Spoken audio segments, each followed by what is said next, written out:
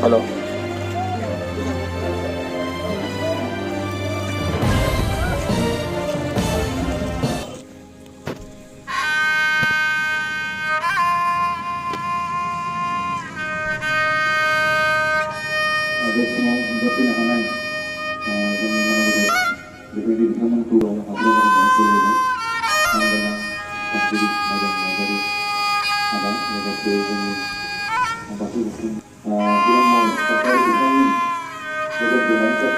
चिरां जिल्ला दुलाराय फरायसा आफादनि बानजायनायजों दाखालि 3 तारिखआव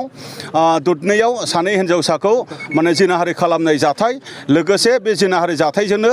लोब्बा थानाय दायनिगिरिखौ खौरां लानो थांनाय रनमय खाख्लारिखौ अयनाय भाबै 5 तारिख खालि आक्रमण खालामनानै जिउ फोजोबनाय बे मोननैबो जाथायखौ निन्दा खालामनानै दिनै दुलाराय फरायसा आफादा दिनै रेलि हाबाफारि लादों आरो बे रेलि हाबाफारिनि गेजेरजों बेखौनो आसाम सरकारनिसिम आरो पुलिस प्रशासननिसिम जोङो दाबि दैखांदों जे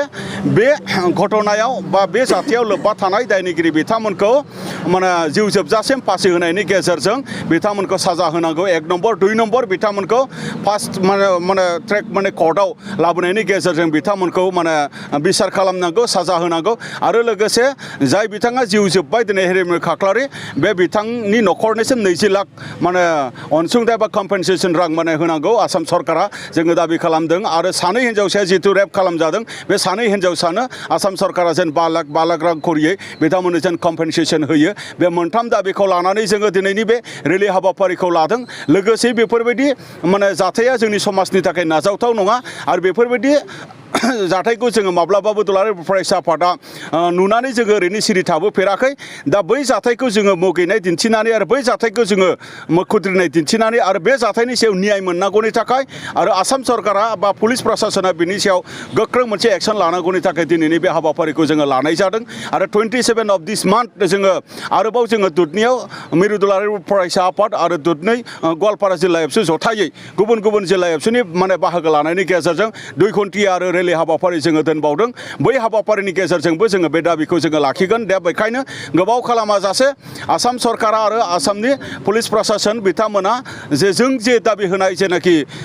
माने जे दाबिफोर बेखौ माने थाबैनो सुफुंनांगौ आरो बे जाथायनि सायाव जायफोर माने दायनिगिरि बिथांमोनखौ गोख्रों साजा होनांगौ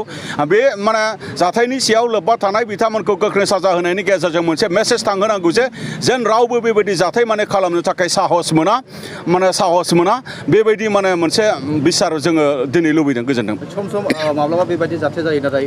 न्याय मोननो थांनो नागिरा नंगौ बियो माने सम बेबायदि जाथाया माने जादों जायगा जोंनि आसामाव बा जोंनि भारताव बा जोंनि चिरां जिल्लायावबो जादों बबेबा जाथाया दिनै न्याय मोनबाय बिजिरनाय मोनबाय आरो बबेबा जाथाया न्याय मोनाखै आरो बिजिरनाय मोनाखै आरो बे जायफोर बिजिरनाय मोनाखै बैफोर जाथायफोरखौ लानानै जायफोर जों दुलाराय फरायसाफोरा जेरैबायदि जोङो सिगाङाव नांबोबाय थादोंमोन बैफोरनि थाखायबो जोङो दिनै थाद'वाखै जोङो बिनि थाखाय लिगेलि माने जोङो इन्टारनेलि जोङो बेखौ मावबाय थानाय जादों आरो दिनै बियो मोनसे गुबुन माने केस बिजिरनाय मोनै जाथाय बिजिरनाय मोनै बायदि दाजाथों जोङो बेखौ लुबैदों बेनि थाखाय जों आसाम सरकार आरो पुलिस प्रशासननिसिम दाबि दैखांदों जे आसामाव जेसेबां माने रेप इन्सिडेन्ट जालांबाय बा मार्डार इन्सिडेन्ट जालांबाय जेन माने बे केसा पेन्डिं जानानै थाया जेन बे केसा माने आनसल्भ जानानै थाया बे माने न्याय मोनै जानानै थाया बे गासैबो माने जेनाखि मोनसे इन्सिडेन्ट जालांदों बिनि सायाव एसे लेटैब्लाबो माने सिगाङाव जालांनाय जाथायफोरखौ थाबैनो माने मा होनदों न्याय होनांगौनि थाखाय बिथांमोना खामानि मावनांगौ बेखौ जों दाबि दैखांदों